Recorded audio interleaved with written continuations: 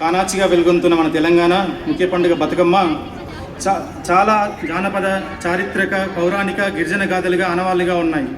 అందులో ముఖ్యంగా ఉత్తర తెలంగాణ పాలిస్తున్న కళ్యాణి చాణక్యులు వారిపై చోళరాజు అయిన రాజేంద్ర చోళుడు దండయాత్ర చేసి వేములవాడపై బృహదేశ్వరుడు, బృహదమ్మగా కొలువు తీరిన శివపార్వతులలో ఒకరైన శివలింగం తంజావూరు తరలించి బృహదీశ్వరాలను నిర్మించారు. ఆ సమయంలో వేములవాడగా ఒంటరిగా ఉన్న బృహదమ్మ అనే పార్వతీదేవి కోసము రాష్ట్ర ప్రజలు అన్ని పూలను మెరుగు పర్వతంలాగా ఒక త్రికోణాకృతిలో పేర్చి బతుకమ్మను ఆ రోజు నుంచి ఆరాధించడం ప్రారంభించారు. అప్పటి నుంచి ఈ బతుకమ్మ పండుగ అనేది 1000 సంవత్సరాలుగా మన తెలంగాణలో విరజిల్లుతూ వస్తుంది.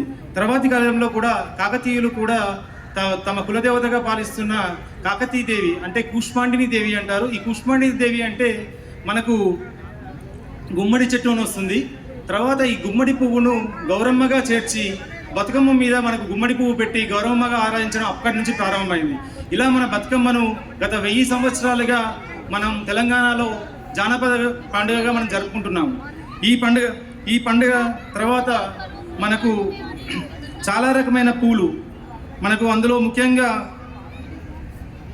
గునుగు, తంగేడు లాంటి చాలా రకమైన పూలతో పేర్చి మనం ఈ పండుగను జరుపుకుంటున్నాము.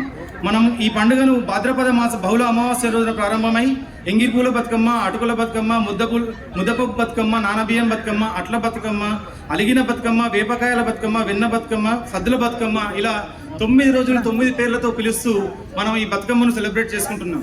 ఈ బతుకమ్మ సందర్భంగా మనం 9 రోజులు 9 నైవేద్యాలు సమర్పించి మన శరీర సమతుల్యను కాపాడుకుంటూ నవధాన్యాలైన అటువంటి నైవేద్యాలు సమర్పిస్తూ మనము ఈ బతుకమ్మను చాలా ఘనంగా నిర్వహించుకుంటున్నాము.